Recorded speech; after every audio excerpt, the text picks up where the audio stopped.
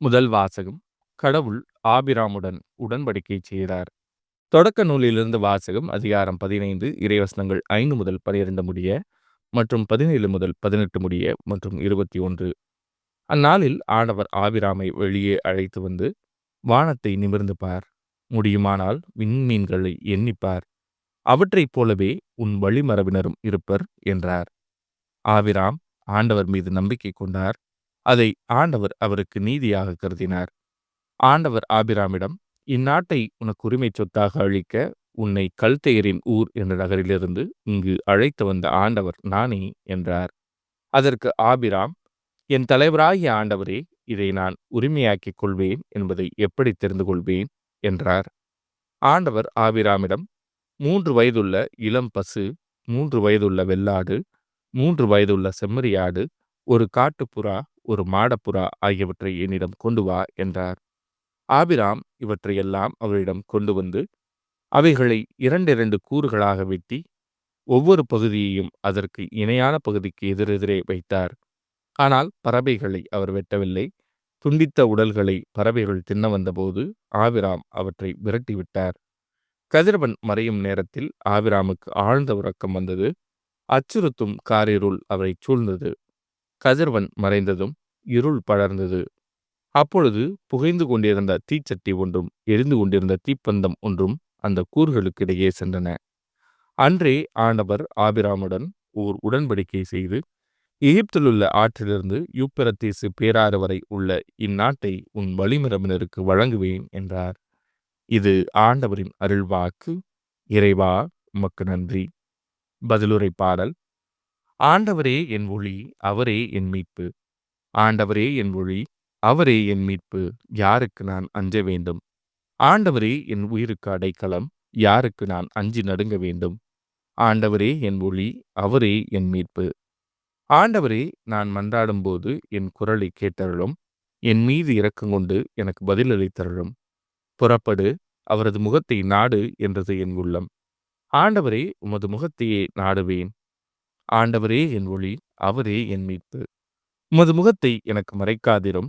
நீர் சினங்கொண்டு அடியேனை விலக்கி விடாதிரும். நீரே எனக்கு துணை, என் மீட்பராகிய கடவுளே, என்னை தள்ளிவிடாதிரும். ஆண்டவரே என் ஒளி, அவரே என் மீட்பு. வாழ்வோரின் நாட்டினிலே ஆண்டவரின் நலன்களை காண்பேன் என்று நான் இன்னும் நம்புகிறேன். நெஞ்சே, ஆண்டவருக்காக காத்திரு, மன உறுதி கொள். உன் உள்ளம் வலிமை பெறட்டும், ஆண்டவருக்காக காத்திரு. ஆண்டவரே என் ஒளி, அவரே என் மீட்பு. 2ஆம் வாசகம். கிறிஸ்து நம் உடலை மாட்சிக்குரிய தமது உடலின் சாயலாக உருமாற்றுவார். திருத்தூதர் பவுல் பிலிப்பியருக்கு எழுதிய திருமுகத்திலிருந்து வாசகம். அதிகாரம் 3 இறைவசனம் 17 முதல் அதிகாரம் 4 இறைவசனம் 1 முடிய. சகோதரர் சகோதரிகளே, நீங்கள் அனைவரும் என்னைப் போல் வாழுங்கள். நாங்கள் உங்களுக்கு காட்டிய முன்மாதிரியின்படி வாழ்பவர்களை பின்பற்றுங்கள்.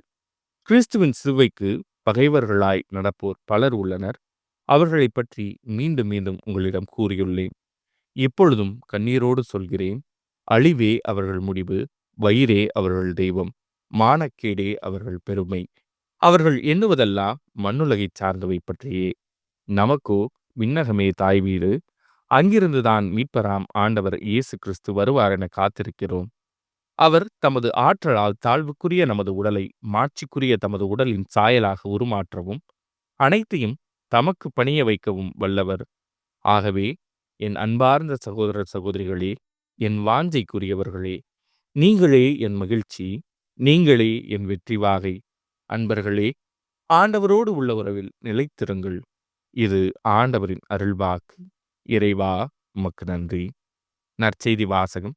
அவர் வேண்டிக் கொண்டிருந்த போது அவரது முகத்தோற்றம் மாறியது. லூக்கா எழுதிய தூய நற்செய்தியிலிருந்து வாசகம். அதிகாரம் 9 இறைவசனங்கள் 28 முதல் 36 முடிய. அக்காலத்தில் இயேசு பேதுருவையும் யோவானையும் யாக்கோபையும் கூட்டிக் கொண்டு இறைவிடம் வேண்டுவதற்காக ஒரு மலை மீது ஏறினார். அவர் வேண்டிக் கொண்டிருந்த போது அவரது முகத்தோற்றம் மாறியது. அவருடைய ஆடையும் வெண்மையாய் மின்னியது. மோசே, எலியா என்னும் இருவர் அவரோடு பேசிக் கொண்டிருந்தனர். மாட்சியுடன் தோன்றிய அவர்கள் எருசலேமில் நிறைவேற இருந்த அவருடைய இறப்பை பற்றி பேசிக் கொண்டிருந்தார்கள். பேதுருவும் அவரோடு இருந்தவர்களும் தூக்க கலக்கமாயிருந்தார்கள். அவர்கள் விழித்தபோது மாட்சியோடு இலங்கிய அவரையும் அவரோடு நின்ற இருவரையும் கண்டார்கள். அவ்விருவரும் அவரை விட்டு பிரிந்து சென்றபோது பேதுரு இயேசுவை நோக்கி, ஆண்டவரே, நாம் இங்கேயே இருப்பது நல்லது. உமக்கு ஒன்றும், மோசேவுக்கு ஒன்றும், எலியாவுக்கு ஒன்றுமாக 3 கூடாரங்களை அமைப்போம் என்று தாம் சொல்வது இன்னதென்று தெரியாமலே சொன்னார். இவற்றை அவர் சொல்லிக் கொண்டிருக்கும்போது ஒரு மேகம் வந்து அவர்கள் மேல் நிழலிட்டது. அம்மேகம் அவர்களை சூழ்ந்தபோது அவர்கள் அஞ்சினார்கள். அந்த மேகத்தினின்று, இவரே என் மைந்தர், நான் தேர்ந்து கொண்டவர் இவரே, இவருக்கு செவிசாயுங்கள் என்று ஒரு குரல் ஒலித்தது. அந்த குரல் கேட்டபொழுது இயேசு மட்டும் இருந்தார். தாங்கள் கண்டவற்றில் எதையும் அவர்கள் அந்நாள்களில் யாருக்கும் சொல்லாமல் அமைதி காத்தார்கள். இது ஆண்டவரின் அருள்வாக்கு. கிறிஸ்துவே உமக்கு புகழ்.